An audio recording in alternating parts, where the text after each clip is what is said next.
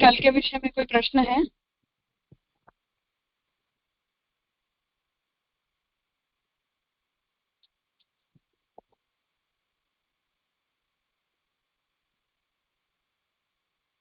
ठीक है, तो ऐकांती लक्षणम इस ग्रंथ में कल हमने ये बात देखी थी कि जिसे हम अनन्य भक्ति कहते हैं, एकनिष्ठ भक्ति कहते हैं, उसे ही हरिभक्ति विलास में रूप गोस्वामी और गोपाल भट्ट गोस्वामी जो हैं वो ऐकांती लक्षण ऐकांती भक्ति कहते हैं।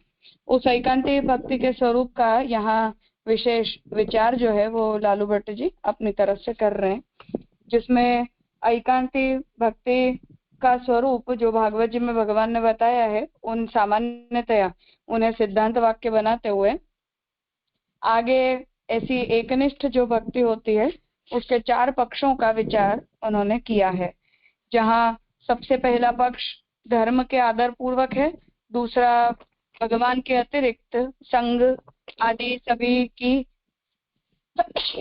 सॉरी अनपेक्षा बताते हुए द्वितीय पक्ष सोचा है। तीसरे पक्ष में भक्ति करते हुए भक्त को यदि किसी विपत्ति का सामना करना भी पड़े तब भी उसकी भक्ति विचलित नहीं होती है, उसे भी एकनिष्ठ भक्ति के रूप में तीसरे पक्ष में बताया है। और जो चौथा पक्ष है वहाँ प्रेमैक परता जो है उसे बताया है, जहाँ भगवान के अतिरिक्त अन्य किसी के भी प्रति प्रेम का भाव जिस जीव में ज्यादा नहीं है।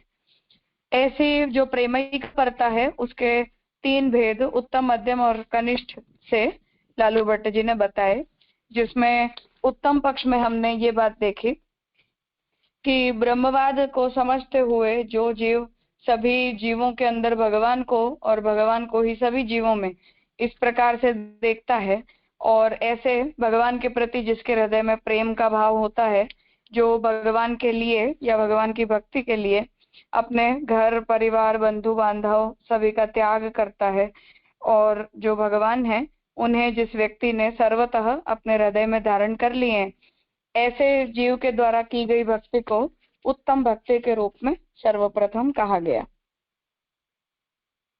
हाँ बोलो नीलेश भाई। जी सॉरी, दंडोत प्रणाम जी।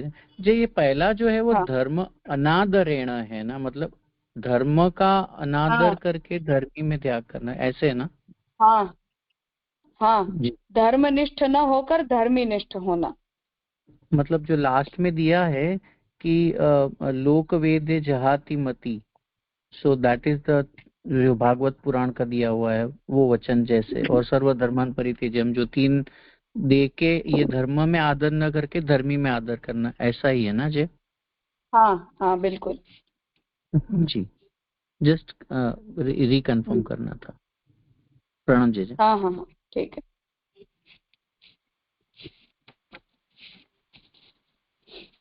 अब जो दूसरा पक्ष है वो मध्यमा भक्ति का पक्ष यहाँ बताया जा रहा है। तो उत्तम भक्ति के स्वरूप को हमने कल देखा था, आगे जो मध्यम पक्ष बताया जा रहा है उसे देखते हैं। मध्यमम आह ईश्वरे तद अधीनेषु इत्यादि। तो यहाँ ये बात कह रहे हैं कि भागवत जी में ही उसका प्रमाण वचन बता रहे हैं कि भगवत अधीन होने की जो जीव अपने अंदर भावना कर लेता है, ऐसा जो जीव है उसके द्वारा की जाने वाली भक्ति। मूल वचन में यदि हम देखते हैं तो भगवान वहाँ आज्ञा ये करते हैं कि जो भगवान से प्रेम, उनके भक्तों से मित्रता, दुखी और अज्ञानियों पर कृपा तथा भगवान से द्वेष करने वालों की उपेक्षा करता है, वह मध्यम कोटि का भागवत है। तो योगेश्वर जो हैं उनके ही वचनों से ये बात प्राप्त होती है कि जो जीव भगवान से प्रेम करता है, भगवान के भक्तों के प्रति जो मित्रता का भाव रखता है, जो जीव दुखी होते हैं और जो भगवान के स्वरूप को नहीं जानने वाले ऐसे अज्ञानी होते हैं, उनके ऊपर वो कृपा करता है, और भगवान से जो द्वेष करते हैं उनकी ये जीव उपेक्षा करता है। तो सभी के अंदर सर्व समान रूप से उसका भगवत भाव नहीं है, ऐसे जीव को वहां मध्यम बताया गया है। और तीसरा जो कनिष्ठ भक्त है उसके लिए कह रहे हैं कि तत्र कनिष्ठा च तत्रैव आचार्यामेव हरये इत्यादि।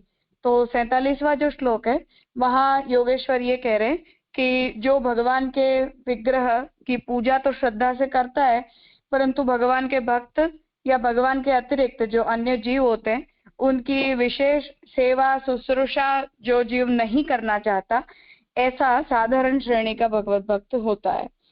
तो सर्व समान रूप से सभी में भगवत भाव रखना, इसे उत्तम पक्ष बताया गया है। भगवान के भक्तों से में मित्रता का भाव और अभक्तों से उपेक्षा भाव, ऐसा भाव मध्यम बताया गया है। और किसी के भी अंदर बहुत ज्यादा स्ट्रॉन्ग भगवत भाव नहीं है, परंतु सभी के अंदर जो है वो उपेक्षा का ही भाव बना रहता है। भक्तों के प्रति भी कोई विशेष आदर का भाव जो है वो जिस जीव के अंदर नहीं बनता है, ऐसे जीव को यहाँ कनिष्ठ भक्त बताया गया है। तो ये 3 जो श्रेणी है भक्त की, उसे यहाँ लालू भट्ट जी ने सोची है। तो भगवान के प्रति जो प्रेम है वो तो तीनों जीवों के अंदर है, परंतु भगवत अतिरिक्त जो संसार के अन्य जीव हैं, जो भक्त हों चाहे अभक्त हों, उनके प्रति एक समान रूप से भगवत भाव की कमी जिसमें है, उसे मध्यम और फिर हीन, ऐसी 3 कोटियों में बताया गया। और हरिभक्ति विलास में इसी बात को बताते हुए श्रद्धया पूजनम प्रेम बोधकम भक्त इत्यपि, तो वहां से भी इन ये जो श्लोक यहाँ बताए गए हैं, उन श्लोकों में ये बात ओवरऑल बताई गई है कि जो जीव भगवान के प्रति श्रद्धा का भाव रखता है और भगवान में प्रेम भी रखता है, परंतु भगवान के अतिरिक्त जो अन्य भक्त हैं, अन्य जीव हैं, उनके प्रति जिसे ज्यादा आदर का भाव नहीं होता है, उसे हमें हीन जानना चाहिए। और जो जीव समान रूप से भगवान के प्रति भी प्रेम रखता है और भगवान के अतिरिक्त जो अन्य जीव होते हैं उनमें भी सर्व समान रूप से जो भाव रखता है, उस जीव को मध्यम जानना चाहिए। तो भागवत जी के जिन वचनों से यहाँ संगति बताई गई है, वही बात जो है वो रूप गोस्वामी और गोपाल भट्ट जी ने हरिभक्ति विलास ग्रंथ के अंदर भी लिखी है। तो उसी बात को यहाँ उसका संकलन जो है वो लालू भट्ट जी ने किया है। अब जो जीव एकांती भक्ति करता है, ऐसे जीव के जो लक्षण हैं उनका अब यहाँ निरूपण किया गया है कि एकांती भक्त कृत्य निरूपणम, जो ऐसी एकांती भक्ति करने वाला जीव है उसकी कृति का, अर्थात उसकी क्रियाओं का, उसके आचरण का जो है वो निरूपण यहाँ आगे किया जा रहा है। विंश विलासे सर्व सदाचार लिखनानंतरम, 20वां जो विलास है हरिभक्ति विलास का, उसमें जीव मात्र के द्वारा किए जाने वाले जितने भी उत्तम धर्म होते हैं, उत्तम कर्म होते हैं, और उन सभी उत्तम धर्मों का निरूपण करने के बाद जो है वो ये कहा गया है कि कृति अन्ये तानि तु प्रायो गृहिणाम धनिनाम सताम लिखितानि न तो त्यक्त परिग्रह महात्मनाम। तो वहाँ ये बात कही गई है कि जितने भी बताए गए सदाचार हैं, उन सदाचारों को तो जितने भी गृहस्थ जीव हों, धनिक हों, सत्पुरुष हों, उन्हें उन सभी का आचरण करना चाहिए। और ऐसे ही सदाचारों को यहाँ तक लिखा गया है। परंतु जिन लोगों ने अपने घरों को छोड़ दिया है, अर्थात भगवान की भक्ति के लिए जिन्होंने गृहस्थ आश्रम को छोड़ दिया है, या जिन लोगों ने घर परिवार का त्याग कर दिया है, ऐसे जो महात्मा हैं, उन लोगों के सदाचारों को तो अभी तक लिखा नहीं है। केवल बैकग्राउंड के लिए इस बात को बता दूं कि चैतन्य संप्रदाय में जो है वो भक्ति का साधन केवल हरिनाम का संकीर्तन ही माना गया है। तो जितने भी धर्म होते हैं उन सभी धर्मों का अंतर्भाव भगवान नाम के संकीर्तन में आ जाता है। सेवा जो है वो वहाँ मुख्य साधनतया नहीं बताई गई है, क्योंकि चैतन्य महाप्रभु के अनुसार कलयुग के जीवों के अंदर भगवत सेवा करने की योग्यता और अधिकारिता नहीं है। तो सेवा जो है वो साधन के रूप में नहीं बताई है। और जो पूजा का धर्म है, वो पूजा का धर्म जो द्विज होते हैं उन्हें शालिग्राम उपासन जो तंत्र पूजा होती है वो वैकल्पिक रूप से बताया गया है, प्रमुख साधन के रूप में नहीं बताया गया है। और ऐसा जो गृहस्थ जीव है वो हर क्षण भगवान के नाम का संकीर्तन करे, भगवान में अपने चित्त को बनाए रखे, और यदि उस जीव की अधिकारिता है और ऐसी मनोवस्था बन जाती है तब फिर वो विरक्त वेश को धारण करे। तो संन्यास ग्रहण करने का वहां विधान नहीं है, परंतु विरक्त वेश को धारण करना ये साधन के रूप में बताया गया है। तो भक्ति की उच्च अवस्था में जब भगवान में वो चित्त दृढ़ हो जाए तब विरक्त वेश को धारण करके, घर का त्याग करके और भगवान के संकीर्तन में उसे संलग्न रहना चाहिए और ब्रज वृंदावन का वास करना चाहिए। ये साधन के रूप में वहां विहित है।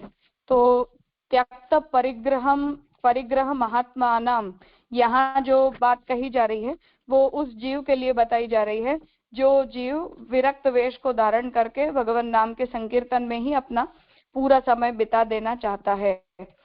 तो ऐसे जीव को यहाँ ये आचारों का निरूपण किया गया है। अवश्यम तानि सर्वाणि तेषां तादृक् सुसिद्धये प्राग अपेक्षाणि भक्तिर्हि सदाचारैक साधना।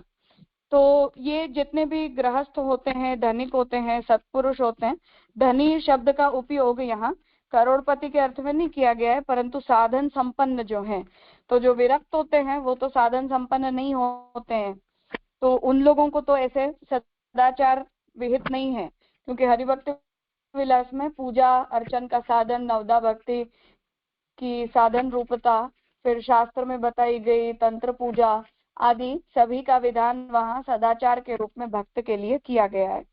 तो उन सब के लिए यहाँ धनी शब्द साधन संपन्न जीव के लिए यूज किया है। तो अवश्यम तानि सर्वाणि तेषां तादृक् सुसिद्धये, तो वो जितने भी सदाचार अभी तक बताए गए उन सबको ऐसा जीव सिद्ध कर सकता है जो साधन संपन्न हो, गृहस्थ हो। प्राग अपेक्षाणि भक्तिर्हि सदाचारैक साधना, तो जो एकांती भक्ति को सिद्ध करने के लिए बताया जा रहा है उस प्रकार की एकांती भक्ति, अर्थात ऐसी भक्ति कि जिसमें किसी अन्य धर्म की कोई अपेक्षा न रह जाए, किसी अन्य साधन की कोई अपेक्षा न रह जाए, उस प्रकार की सर्वथा भगवान निष्ठ जो भक्ति होती है वो जब तक सिद्ध नहीं होती है तब तक जिन सदाचार रूपी साधनों का निरूपण किया गया है उन सदाचार रूपी साधनों का अनुष्ठान जो है वो जीव को करते रहना चाहिए कि जिससे उसके अंदर भक्ति को प्राप्त करने की योग्यता आए। तेषांच पूर्व लिखितात् कृतानि एकांति लक्षणात् व्यक्तिं यातान्यथाप्यन्ते लिख्यते अल्पानि कानिचित। तो हरिभक्ति विलास में फिर वहां ये बात कह रहे हैं कि पूर्व लिखित जितने भी सदाचार हैं उन सभी सदाचारों का जो आचरण है वो इस जीव को करना चाहिए और करते रहना चाहिए, और ये जो आचरण है उनको करते करते फिर धीरे धीरे एकांती भक्ति का जो लक्षण बताया गया उस प्रकार की भक्ति सिद्ध होती है जिस अवस्था पर पहुंचने के बाद फिर अन्य साधनों की या सदाचारों की भी कोई अपेक्षा रह नहीं जाती है। तो उन साधनों को अब यहाँ बताया जा रहा है कि अब जिस व्यक्ति को ऐसी एकांती भक्ति सिद्ध हो गई है, जिसे सदाचार में बताए गए साधनों की अब कोई अपेक्षा नहीं बच गई है, अब ऐसे जीव के प्रति कुछ अल्प साधनों का या उनके अवस्था का अल्प मात्रा में निरूपण अब आगे के विलास में कर रहे हैं। तथा एकांति कृत्यम, तो अब जब ये सारे सदाचार संपन्न हो जाएं या उनके करते करते ही एकांति भक्ति किसी जीव के हृदय में प्रकट हो जाए तब उसे भगवान निष्ठ शुद्ध एकांति भक्ति एकनिष्ठ भक्ति करनी चाहिए। उसका विधान अब आगे किया गया है। प्राक प्रेम भक्ति संपत्तेः चिह्नानि लिखितानि हि तान्येव एकांतिनां प्रायो ज्ञापकानि विदुर्बुधाः। तो जो जिस जीव के अंदर ऐसी एकांती भक्ति प्रकट हो जाती है ऐसे भक्त के कुछ लक्षणों का जो निरूपण है वो वहां ग्रंथ के अंदर किया गया है। तो प्रेम भक्ति रूपी जो एकांती भक्ति है उस संपत्ति के चिन्ह लिखे गए हैं, अर्थात जब जीव ऐसी एकनिष्ठ भक्ति को प्राप्त कर लेता है तो वो कैसा होता है उसके लक्षणों का वहां निरूपण किया गया है। तो ऐसे ही लक्षणों से संपन्न जीव को जो है वो एकांती भक्त जानना चाहिए। सर्व त्यागेपि हेयायाः सर्वान् अर्थ भुवश्चते कुर्युः प्रतिष्ठाविष्ठायाः यत्नमस्पर्शने परम। तो वहां हरिभक्त विलास में ये बात कही जा रही है कि जिस जीव के अंदर इस प्रकार की एकांत भक्ति प्रकट हो जाती है, ऐसे जीव को फिर अन्य किसी प्रकार के साधनों को करने की कोई आवश्यकता बच नहीं जाती है। और ऐसे जीव के लिए जितने भी साधन होते हैं वो तो त्याग करने योग्य बन जाते हैं, अर्थात उन साधनों को अब करने की उस जीव को न तो कोई अपेक्षा है और न ही कोई आवश्यकता। तो साधन के रूप में जब उसे इस प्रकार के धर्म प्राप्त ही नहीं होते हैं, तब उन सभी धर्मों को वो जीव छोड़ देता है और उन धर्मों को छोड़कर एकांती भक्ति में भगवान के प्रति वो निष्ठ हो जाता है, जिस भक्ति को करना उस जीव के लिए अपने आप में फल है। तो उस प्रकार की भक्ति को प्राप्त करके वो सभी अर्थों को प्राप्त कर लेता है और अन्य अर्थों को प्राप्त करने के लिए उसे स्वतंत्र रूप से अब सदाचार रूपी भी कोई साधनों को करने की अपेक्षा बच नहीं जाती है। और ऐसे जीव के लिए सभी अर्थ जो है वो हेय अर्थात हीन हो जाते हैं, जिन्हें वो किसी प्रकार की प्रतिष्ठा को प्राप्त करने के लिए या किसी प्रकार के अर्थ को प्राप्त करने की इच्छा से उन साधनों का वो स्पर्श मात्र भी न करे, ऐसा यहाँ उसे बताया जा रहा है।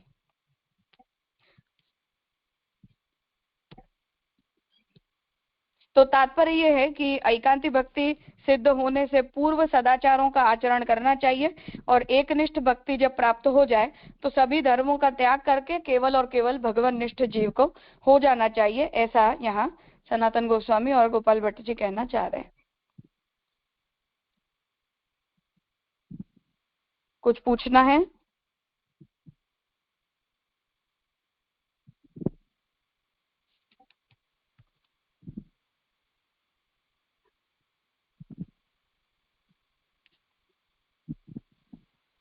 हाँ कृणाल। प्रणाम राजा। ये जो यहाँ पर पहला जो प्रेम का परत में जो है ना, तो उसमें जो उत्तम मध्यम हीन कैटेगरीज करी, तो तुम्हारी आवाज भागवत थोड़ी सी स्लो है। अच्छा जी, अच्छा बहुत मतलब थोड़ी ज्यादा अच्छा लग। जी, अभी आ रही है राजा? प्रणाम। हाँ ठीक है। तो नहीं, मैं क्या कह रहा था कि जो प्रेम का परत में जो 3 कैटेगरीज है ना, उसमें उत्तम मध्यम, तो वहाँ पर भागवत के वचन उद्धृत करे हैं। यद्यपि गीता के वचन नहीं है, बट यदि हम वो रिलेशन देखना चाहे तो भक्ति योग में जो आचार्य महाराज पूजा क्या करते हैं ना, वो सर्वभूतानां मैत्र करुणा सारे जो भी लक्षण है वहाँ पर जो मत भक्त समय वाले, तो वो सारे भी यहाँ पर ही मतलब उससे ही इंस्पायर्ड है ना ये लिस्ट, मतलब अगर हम ऐसा कह सकते हैं। हाँ उसमें तो कोई डाउट ही नहीं है। पर गीता जी को लेकर जो बात है वो ये है कि किस अध्याय में किस अधिकारी को किस अवस्था में बात कही जा रही है, उन सब का निर्णय हम सभी टीकाकारों को देखें तब जाकर पता चलता है। तो भक्ति योग में कही गई हर बात शुद्ध भक्ति के लिए भी नहीं है, क्योंकि आर्त जिज्ञासु अर्थार्थी ज्ञानी पुनः भगवान भक्त के वहां 4 प्रकारों को मिला रहे। तो उन सब की क्लैरिटी के साथ हम वचनों को चूज करें तो कोई दिक्कत नहीं है। अच्छा जी राजा, Gita is more like general guideline है इसलिए, जबकि भागवत में शुद्ध भक्ति की गाइडलाइन है, तो ठीक है, इसके कारण इसका वचन वहां पर उद्धृत है, ठीक है। हाँ જે પૂછું? हाँ बोलो। જે છેલ્લી લાઈન जो लास्ट लाइन है ना, ये कुरियु प्रतिष्ठा विष्ठा या उसका ये मतलब क्या हो रहा है? कुरियु शब्द क्या है? और कुर्युः का मतलब है करना, प्रतिष्ठा अविष्ठायाः यत्नम अस्पर्शने परम।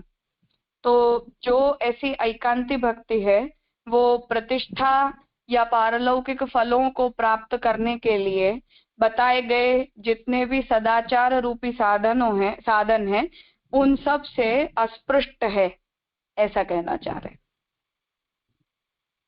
जी, थैंक यू।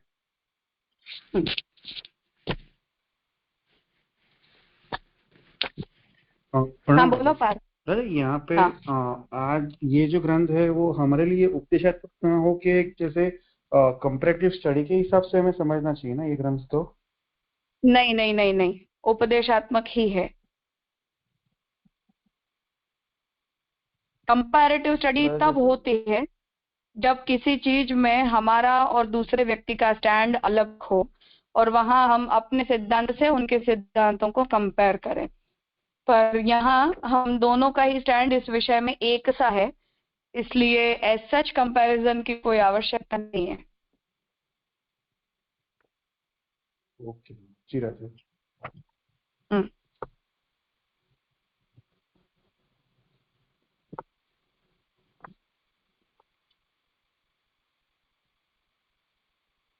मैंने इसलिए कल भी ये बात कही थी कि दूसरे संप्रदाय का कोई ग्रंथ है या वहाँ के कुछ सिद्धांत हैं, उसका मतलब ऑलवेज हमारा उससे कुछ डिसएग्रीमेंट है या वहां से बढ़कर ही कुछ बातें हमें कहनी है, ऐसा आवश्यक नहीं है। और चैतन्य संप्रदाय की जब तक बात है तब तक वो भी अपने आप को भागवत मार्गी मानते हैं और हम भी अपने आप को भागवत मार्गी मानते हैं। भागवत में ही बताई गई भक्ति को उस संप्रदाय ने भी अपने सिद्धांततया चुना है और हमने भी चुना है। तो तत्व सिद्धांत में हमारा जो भी मतभेद है उसे छोड़कर भक्ति मार्गीय सिद्धांतों में 19-20 के फर्क से बढ़कर कोई ज्यादा मेजर डिफरेंस हम दोनों ही संप्रदायों के सिद्धांतों में नहीं है। तो कंपेयर करने की भी कोई आवश्यकता नहीं बचती है।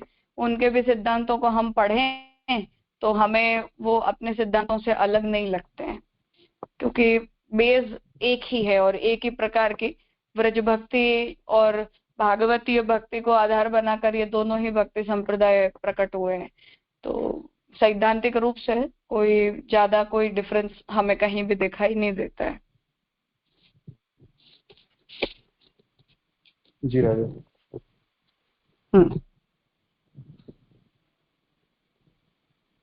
हम देख सकते हैं कि अब हमें दूसरे किसी भी संप्रदाय की किसी भी बात को अप्रिशिएट करने में हमारी जुबान नहीं चलती है, या हमें ऐसा लगता है कि उनकी बात को हम कैसे एक्सेप्ट कर सकते हैं, कि अपनी एक्सक्लूसिवनेस को शो करना ये ऑलवेज हमारे लिए बहुत ज्यादा जरूरी होता है कि नहीं तुम हमसे अलग हो, हमारा सिद्धांत तुमसे बढ़कर है। पर हम देखते हैं कि लालू भट्ट जी इतने बड़े विद्वान हैं, उन्होंने कितने खुले दिल से इन सभी विषयों को स्वीकार लिया है और उन्हें ऐसा नहीं लग रहा कि इन चीजों के ऊपर टिप्पणी लिखने से वो छोटे हो जा रहे हैं, या किसी दूसरे संप्रदाय के प्रति जो एक्सेप्टेंस उनके मन में आ रही है उससे कोई उनके सैद्धांतिक समझ में या उनके सैद्धांतिक एस्टेब्लिशमेंट में कोई कमी हो जा रही है, ऐसा उन्हें नहीं लग रहा है। तो अपने जो बड़े आचार्य हैं उन लोगों से ये सारी ओपननेस हमें सीखनी चाहिए। गोसाई जी को भी चाहते तो शरणागति के ऊपर एक स्वतंत्र टीका लिख सकते थे, फिर भी उन्होंने वेदांत देशिक के द्वारा की गई एनालिसिस के ऊपर अपना मंतव्य देना जरूरी समझा। बिकॉज हमारे अंदर किसी भी टॉपिक के ऊपर अगर हमसे पहले किसी ने काम किया है या उस पर कुछ लिखा है तो उनके प्रति हमारे अंदर सीनियर होने की भावना होनी चाहिए, कि अगर इसी टॉपिक को हम चुन रहे हैं तो इसी विषय पर हमसे पहले कोई कुछ लिख चुका है, तो चाहे वो अपने संप्रदाय से हो चाहे किसी दूसरे संप्रदाय से हो, परंतु सैद्धांतिक मतभेद भी अगर हमारा है तो उस मतभेद को भी हमें वहां विथ अटमोस्ट रिस्पेक्ट प्रेजेंट करना चाहिए कि इसी टॉपिक पर हम आपसे अग्री नहीं करते हैं। और अगर हमारा ऐसा कोई डिसएग्रीमेंट नहीं है तो होल हार्टेडली अपने सिद्धांत के रूप में उसे स्वीकारना चाहिए कि आपने जो ये लिखा है इसी बात को हम भी मानते हैं, जो यहाँ लालू भट्ट जी कर रहे हैं कि इसी बात को हम भी मानते हैं, इसलिए जो भी एडिशनल वचन उन्हें देने हैं या उसके बाद जो कैटेगराइजेशन उन्हें करना है बस वो वही कर रहे हैं।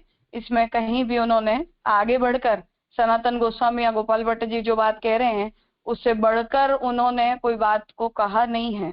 तो ऐसे ओपननेस जो है वो दिमागी ओपननेस अपने अंदर होनी चाहिए। अननेसेसरी अपने आप को ज्यादा होशियार बताना या अपने आप को एक्सक्लूसिव बताना या स्वतंत्र बताना ये हमेशा अच्छी बात नहीं होती है, अच्छा अप्रोच नहीं होता है, जैसा आजकल हमें देखने मिलता है। हमारे बड़ों में वो नहीं था तो वो ज्ञान पचा जाते हैं जो लोग, उनमें ऐसा नहीं होता है। ज्ञान जब पचता नहीं है तो फिर वो दूसरों के साथ द्वेष और क्लेश के रूप में वो सब ज्ञान बाहर निकलता है।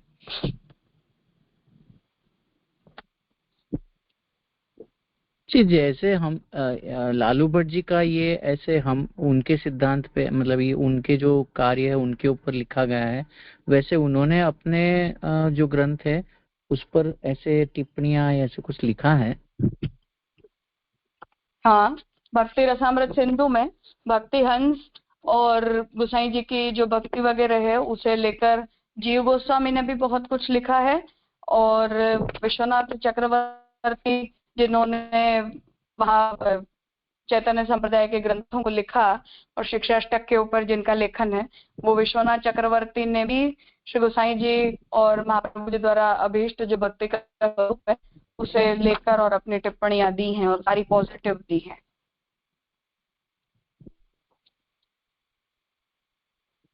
जी, आपने अच्छा अप्रोच डेवलप करना सिखाया।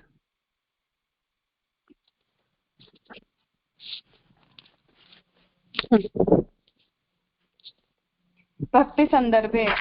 अब भागवत के ऊपर जीव गोस्वामी के द्वारा लिखी गई षट संदर्भ नाम की एक टीका है, जिसमें 6 चैप्टर्स में उन्होंने भागवत के ऊपर अपना लेखन किया है, जिनमें से एक चैप्टर उसका भक्ति संदर्भ है।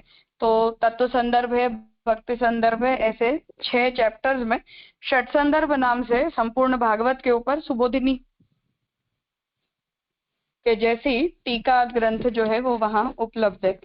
तो उसमें जो भक्ति संदर्भ से यहाँ लालू भट्ट जी उद्धृत कर रहे कि इयमेव केवलत्वात् अनन्यताख्या अनन्याश्चिन्तयन्तो मां ये जनाः पर्युपासते तेषां नित्याभियुक्तोऽहम् इत्यादि। तो जिसे हम एकांती भक्ति कह रहे हैं उसे ही अनन्यता के नाम से, आख्या का मतलब नाम से या विद दिस नेम, तो अनन्यता के नाम से अनन्याश्चिन्तयन्तो माम ये जनाः पर्युपासते। तो भगवान जब ये कह रहे हैं कि जो लोग अनन्य चित्त होकर जो लोग मेरी उपासना करते हैं उनके साथ मैं हमेशा अभियुक्त होता हूँ, वो मुझ में रहते हैं और मैं उनमें रहता हूँ। ये वचन जो भगवान कह रहे हैं, यहाँ जिस अनन्या शब्द का भगवान ने प्रयोग किया है इसे एकांती शब्द का समानार्थी समझना चाहिए, ऐसा लालू भट्ट जी कह रहे हैं। ये भी अनन्य देवता भक्ता इति अव्यवहित वाक्यद्वये अन्वय व्यतिरेकोक्त्या। और यही बात जो लोग अन्य देवताओं की भक्ति करते हैं वो अविधि पूर्वक मेरा ही भजन करते हैं, ये भी बात जो भगवान बता रहे हैं वहां भी अव्यवहित जो वाक्य उपयोग किया गया है कि जहां भगवान ये कर रहे हैं कि तुम अविधि पूर्वक मेरा भजन करते हो, डायरेक्टली नहीं करके इनडायरेक्टली करते हो, ये बात जो भगवान बता रहे हैं। तो इन दोनों वचनों में अन्वय विधि से और व्यतिरेक विधि से भगवान ने अनन्य भक्ति का स्वरूप बताया है। तो अन्वय विधि का मतलब पॉजिटिव सेंटेंस और व्यतिरेक विधि का मतलब है नेगेशन में। तो पॉजिटिव सेंटेंस में ये बात कही कि जो लोग अनन्य चित्त होकर मेरी भक्ति करते हैं वो मुझ में अभियुक्त होते हैं, ये पॉजिटिव स्टेटमेंट हुआ। और जहां अन्य देवताओं की भक्ति करते हुए जो लोग मुझे अविधि पूर्वक भजते हैं, ऐसा जब भगवान कह रहे हैं तो उसे नेगेशन में समझना चाहिए कि उसका मतलब है कि जो लोग अन्य देवताओं की भक्ति करते हैं वो भक्ति एकांती भक्ति या अनन्य भक्ति नहीं कहलाती है। तो ये बात यहाँ कह रहे हैं कि अन्वय और व्यतिरेक उक्ति से भगवान ने एकांती भक्ति के स्वरूप को कहा है। अनन्यत्वम नाम ही अन्योपासना राहित्येन तद भजनम उच्यते। अनन्यता का मतलब ही ये होता है कि अन्य की उपासना से रहित होकर भगवान का भजन करना। तो अनन्यता शब्द को ही भगवान ने इन दोनों ही वचनों में 2 श्लोकों से कहा है। तो पहले तो अनन्यता का मतलब बताया है और फिर 23वें श्लोक में, गीता जी के 9वें अध्याय के 23वें श्लोक में अन्याश्रय का त्याग बताते हुए भगवान ने पुनः इस बात को जोर दिया है कि किसी भी अन्य का भजन न करते हुए साक्षात भगवान का भजन करना चाहिए। तो अनन्यता इसका अर्थ ही ये होता है कि अन्य की उपासना को छोड़कर भगवान की ही भक्ति करनी चाहिए। तो यहाँ जो अनन्य पद से जो बात भगवान कह रहे हैं वही एकांती भक्ति कहलाती है। ऐसा उसका वचन, गीता जी के वचन से भक्ति संदर्भ में इस अनन्यता को और एकांती भक्ति को जीव गोस्वामी ने समझाया है, ऐसा यहाँ समझा रहे हैं। अब आगे लालू भट्ट जी ने फिर से इस विषय में वचनों का कुछ संकलन किया है, जिसे हम कल देखेंगे। आज का विषय यहाँ रखते हैं।